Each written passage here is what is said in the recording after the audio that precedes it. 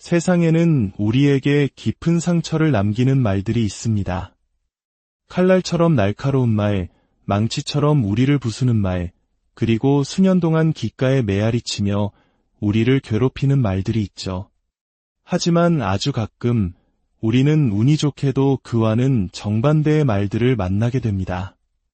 추운 겨울밤의 따뜻한 담요처럼 우리를 포근하게 감싸주는 그런 말들을 말입니다. 그 말들은 우리의 고통 곁에 조용히 앉아 내가 여기 있어 라고 속삭여줍니다. 우리에게 변하라고, 서두르라고, 혹은 무언가를 증명하라고 강요하지 않습니다. 그저 묵묵히 우리의 상처를 어루만져 줄 뿐입니다. 저명한 심리학자 칼 융은 이렇게 말했습니다. 가장 두려운 일은 자기 자신을 온전히 받아들이는 것이다. 어쩌면 진정한 치유의 여정이란 새로운 무언가를 좇는 것이 아니라 한때 우리가 그토록 도망치려 했던 우리 자신의 일부를 향해 부드럽게 돌아설 때 비로소 시작되는 것인지도 모릅니다. 어둠 속에서 누군가 들어주길 바라며 여전히 속삭이고 있는 내면의 어린 아이를 향해서 말이죠. 오늘 저는 바로 그 아이에게 말을 건네고 싶습니다. 복잡하고 학문적인 언어가 아닌 단순하고 진실하며 조용한 위로의 말들을요. 칼 융의 깊은 통찰이 우리 영혼의 문을 두드리는 바로 그 이야기들을 지금 시작하겠습니다. 첫 번째 이야기. 나는 너를 보고 있단다. 세상에는 겉으로 드러나지 않는 종류의 고통이 있습니다. 억지로 지어 보이는 미소의 가장자리에 숨어 있고 문장과 문장 사이의 침묵 속에 메아리치는 그런 아픈 말입니다. 바로 존재를 인정받지 못하는 고통입니다. 어쩌면 당신도 그런 기분을 기억할지 모릅니다. 온 가족이 모인 저녁 식탁에서 아무도 당신에게 정말 괜찮은지 묻지 않았던 순간, 복도를 걸으며 누군가 내가 힘들어하는 걸 알아주길 간절히 바랐던 학창시절, 혹은 슬픔이 아니었을 수도 있습니다.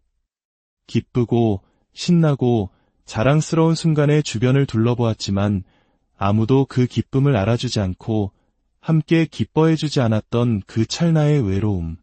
그래서 당신은 스스로 그 빛을 조금씩, 아주 조금씩 꺼뜨리기 시작했습니다. 칼 융은 우리가 억누르는 것은 결코 사라지지 않는다고 믿었습니다. 그것은 그림자가 된다고 말했죠. 모든 인간은 그림자를 지니고 있으며 그 그림자가 개인의 의식적인 삶에 통합되지 않을수록 더 어둡고 짙어진다. 이것은 무슨 의미일까요?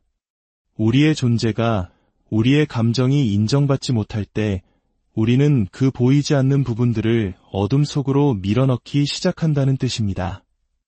부끄러워서가 아니라 그것이 더 안전한 방식이라고 배웠기 때문입니다. 당신의 내면 아이에게 이것은 어떤 의미일까요? 그것은 당신 안에 여전히 생생하게 살아 숨쉬는 어떤 부분이 원해서가 아니라 어쩔 수 없이 숨어 있다는 뜻입니다. 어릴 적, 넌 너무 예민해 라는 말을 들어 감정을 무디게 만드는 법을 배웠을지도 모릅니다. 너무 극적이야 라는 비난에 자신의 진실을 표현하는 것을 멈췄을 수도 있죠. 혹은 그저 무시당했을 수도 있습니다. 상처 주는 말 한마디 없었지만 투명인간이 된 듯한 그 조용한 고통 속에서 말입니다. 그리고 어른이 된 지금도 당신은 문득문득 그 고통을 느낄 겁니다. 수많은 사람들에게 둘러싸여 있을 때조차 혼자라고 느낄 때, 큰 성취를 이루었지만 아무도 박수 쳐주지 않을 때, 거울을 보았지만 그 안에 비친 사람이 낯설게 느껴질 때, 진짜 당신이 너무나 오랫동안 숨어 있었기 때문입니다. 여기서 우리가 꼭 기억해야 할 것이 있습니다. 주목받는 것과 존재를 인정받는 것은 다릅니다. 존재를 인정받는다는 것은 누군가가 당신의 가면과 연기 너머를 그 본질을 봐준다는 의미입니다. 당신의 떨리는 목소리를, 침묵 속에 담긴 이야기를 당신의 영혼을 알아주는 것입니다. 그리고 узнаете, что 당신 자신이 바로 그 목격자가 되어줄 수 있습니다. 융은 적극적 명상이라는 방법을 권했습니다.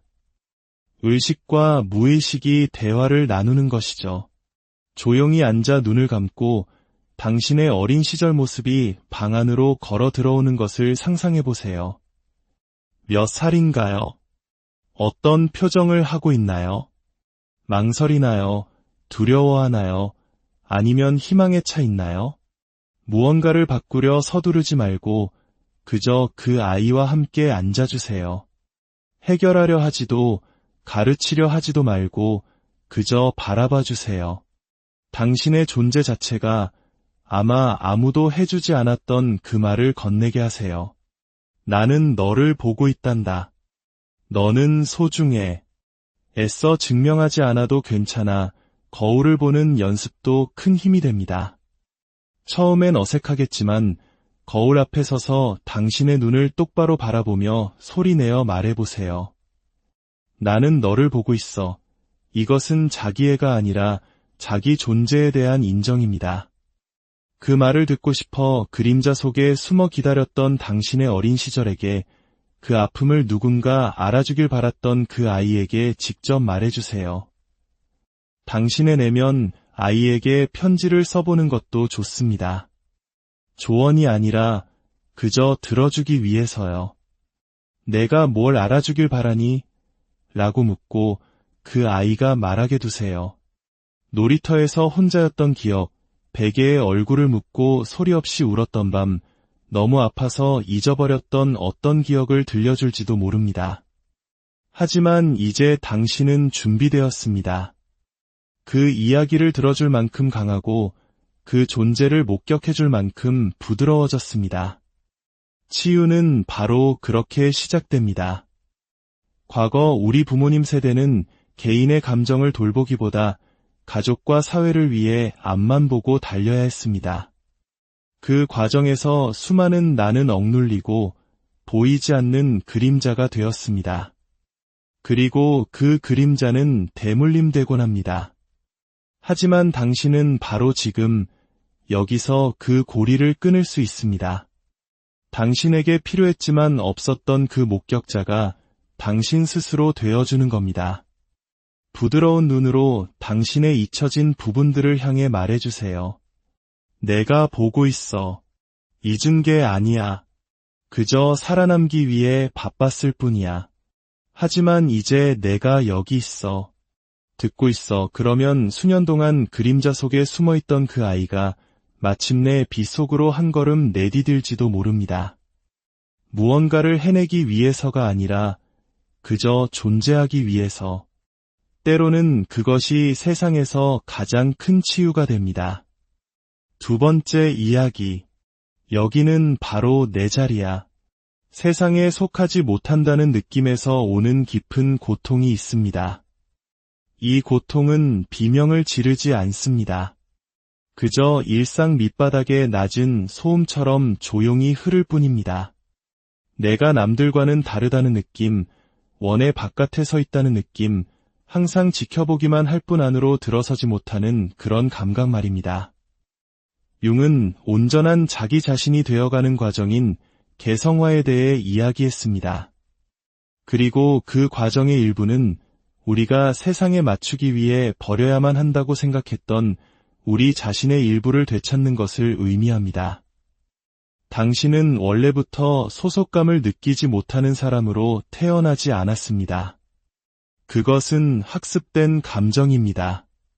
당신의 목소리가 너무 작아서 무시당하거나 너무 커서 환영받지 못했던 공간에서 당신에 있는 그대로의 모습이 기대치와 맞지 않았던 가정이나 학교에서 서서히 스며든 감각일 뿐입니다. 하지만 진실은 이것입니다. 당신은 이곳에 속해 있습니다. 당신 자신을 바꿀 때가 아니라 당신 자신에게로 돌아올 때 말입니다. 때로 치유란 스스로 버렸던 내면의 장소로 다시 걸어 들어가는 것을 의미합니다. 그리고 그곳에 있는 모든 것들에게 말해주는 것입니다.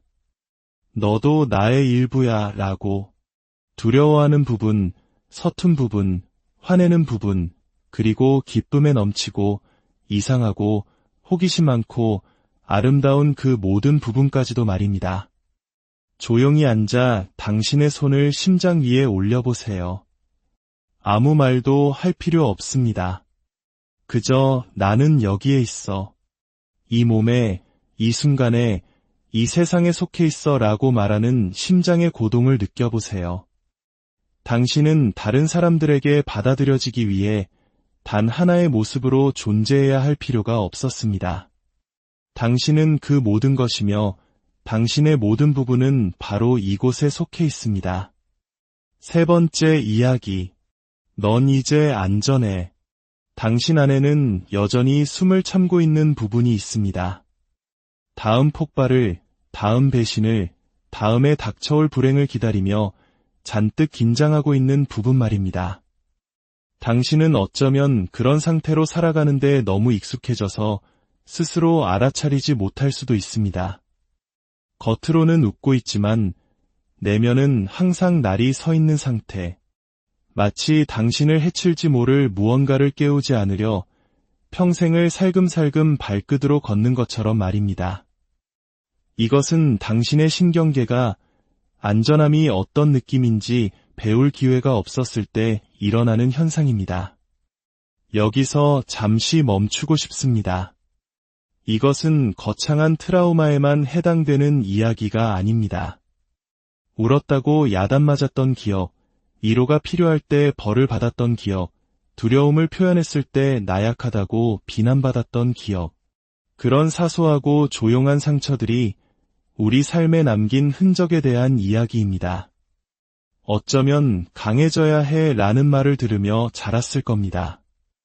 감정을 드러내는 것은 유난스러운 것이라고 일찍부터 배웠을지도 모릅니다. 칼 융은 신경증은 언제나 정당한 고통을 대체하는 것이다 라고 말했습니다. 즉, 마음이 슬퍼하는 것이 허락되지 않을 때 정신은 방어기제를 만들어낸다는 뜻입니다. 상처받기 쉬운 모습을 보이는 것이 안전하지 않다고 느꼈을 때 당신의 정신은 스스로를 보호하기 위해 갑옷을 만들고 부드러움을 숨기고 내면 아이의 목소리를 껐습니다. 느낄 시간이 없어. 우린 살아남아야 해. 그리고 당신은 아마 살아남았을 겁니다. 강해지고 똑똑해지고 독립적으로 변했죠. 하지만 솔직히 말해 그 과정 어딘가에서 당신은 당신 자신의 몸 안에서조차 안전함을 느끼지 못하게 되었습니다. 어쩌면 관계 속에서 그 흔적을 발견할지도 모릅니다. 버림받을지 모른다는 끊임없는 두려움, 항상 나쁜 일이 코앞에 닥칠 것 같은 예감, 누군가에게 마음을 온전히 여는 것을 주저하는 마음, 혹은 더 조용한 방식으로 나타날 수도 있습니다. 결코 사라지지 않는 어깨의 긴장, 밤잠을 설치게 하는 불면, 설명할 수 없는 불안감. 그것이 바로 당신의 내면 아이가 속삭이는 소리입니다. 난 아직도 안전하지 않은 것 같아. 그렇다면 우리는 어떻게 이 안정감을 회복할 수 있을까요? 첫 번째 단계는 현재에 존재하기입니다. 당신의 마음이 과거에 머물러 있거나 미래를 걱정하고 있다면 당신은 지금 이 순간에 안전함을 느낄 수 없습니다. 치유는 오직 지금 여기에서만 일어납니다. 작은 것부터 시작하세요. 손을 심장에 얹고 그 박동을 느껴보세요. 그리고 스스로에게 상기시켜주세요. 바로 지금, 이 순간, 나는 안전해. 때로는 그것만으로도 충분합니다. 당신의 내면 아이가 두려움에 떨며 당신 앞에 서 있는 것을 상상해보세요. 그 아이를 고치려 하거나 억지로 자신감을 불어넣으려 하지 말고 그저 달래주기 위해 무슨 말을 해주고 싶나요? 내가 무서워하는 거 알아. 하지만 내가 널 떠나지 않을 거야. 이제 나와 함께 있으니 안전해 라고 말해주세요. 그 아이가 과거에 가장 듣고 싶었던 말, 아무도 나타나지 않았을 때, 아무도 안아주지 않았을 때, 눈물을 닦아줄 사람이 없어 꾹 참아야만 했을 때 간절히 원했던 바로 그 말을 당신이 해주는 겁니다. 따뜻한 물에 몸을 담그고 부드러운 음악을 듣거나 매일 밤 같은 시간에 따뜻한 차 한 잔을 마시는 것처럼 당신의 몸이 신뢰할 수 있는 자신만의 안정의식을 만들어 보세요. 반복은 리듬을 만들고 리듬은 심장 박동처럼 안전함을 만듭니다. 융은 말했습니다. 무의식을 의식화하기 전까지 무의식은 당신의 삶을 지배하고 당신은 그것을 운명이라 부를 것이다. 당신의 내면을 흐르는 그 두려움은 운명이 아닙니다. 당신 자신이 아닙니다. 그것은 단지 기억일 뿐입니다. 그리고 기억은 사랑으로 마주할 수 있습니다. 당신의 내면 아이에게 말해주세요. 우리는 더 이상 위험하지 않아. 나는 이제 너를 지킬 힘이 있어.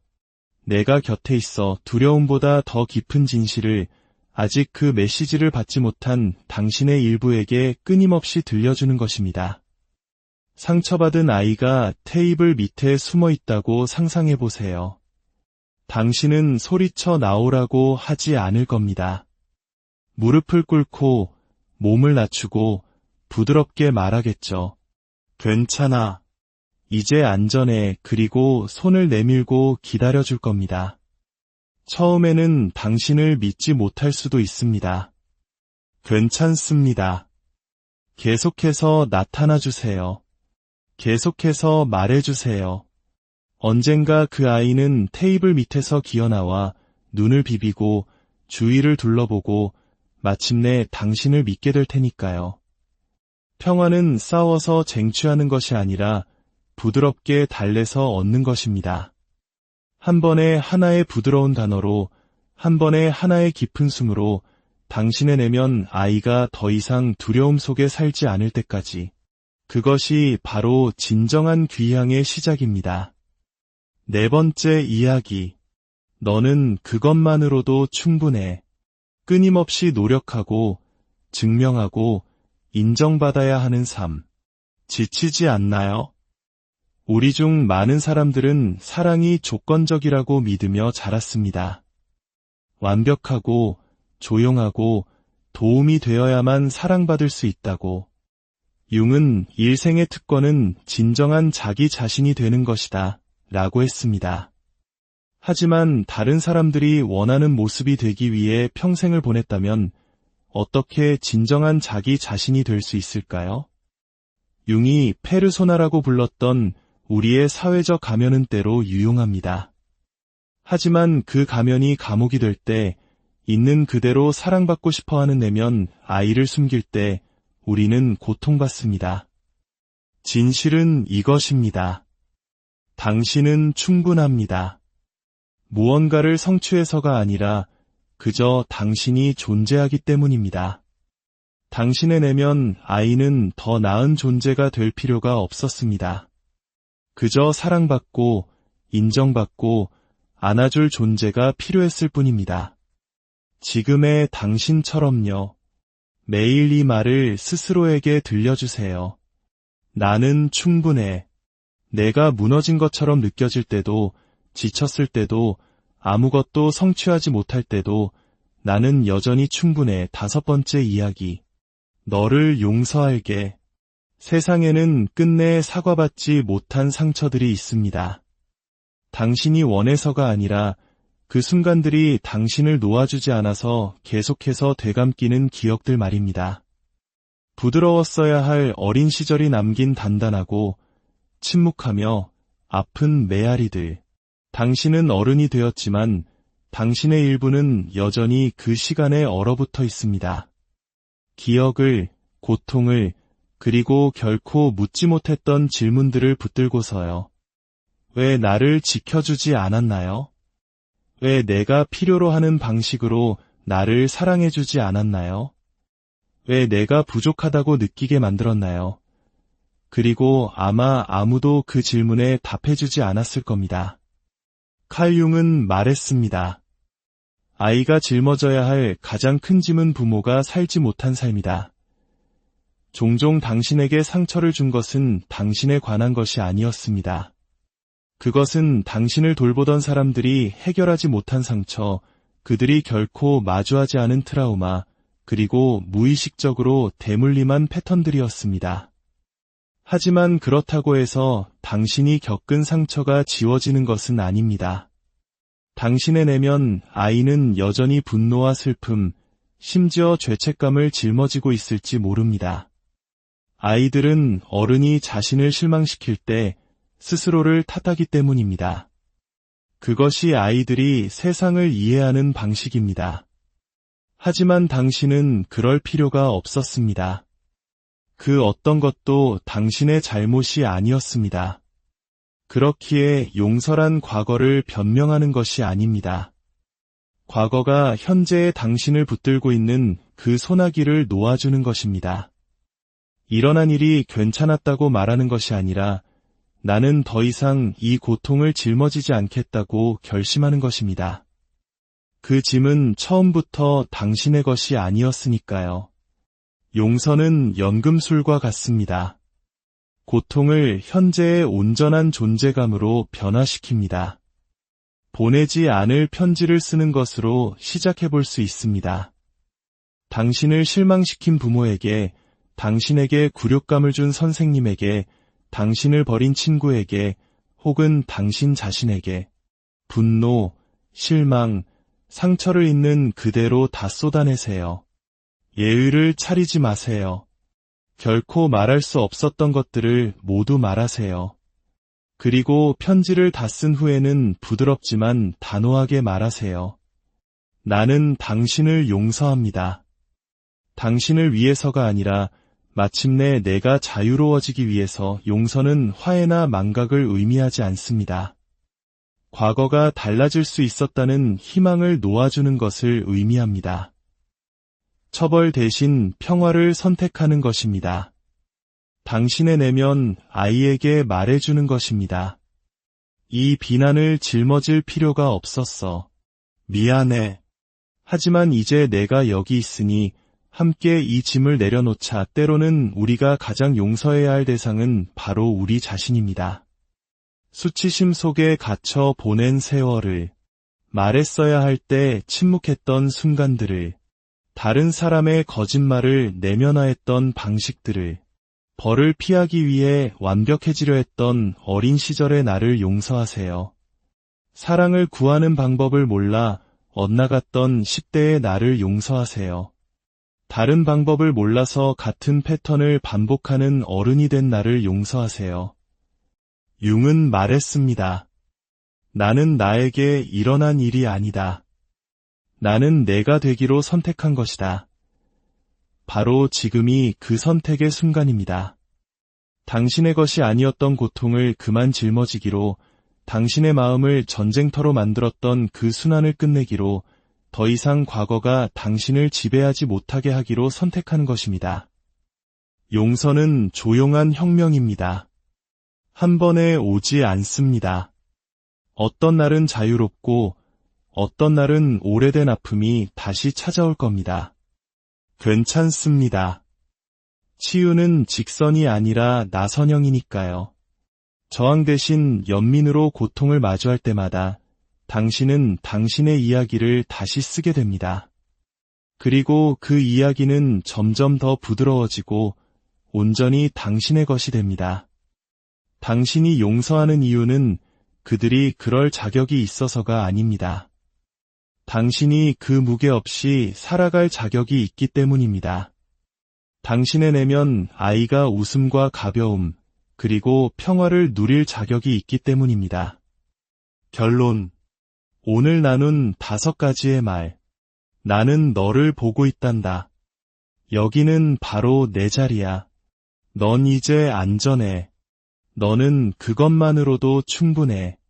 너를 용서할게. 이 말들은 단순하지만 신성합니다. 당신의 내면 아이가 오랫동안 느끼고 싶어 했던 따뜻한 연고와도 같습니다. 칼 융은 온전함이란 새로운 누군가가 되는 것에서가 아니라 세상이 잊으라고 말하기 전에 당신이 누구였는지를 기억해내는 것에서 발견된다고 믿었습니다. 그러니 서두르지 말고 은총과 사랑으로 한 번에 한 단어씩 부드럽게 당신 자신에게로 돌아가세요. 당신 안의 아이는 여전히 귀 기울여 듣고 있으니까요.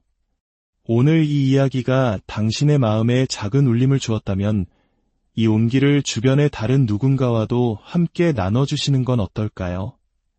당신의 공유 하나가 또 다른 지친 영혼에게 따뜻한 위로가 될 수 있습니다. 저희 채널의 구독과 좋아요는 저희가 이러한 이야기를 계속 만들어 나가는데 가장 큰 힘이 됩니다.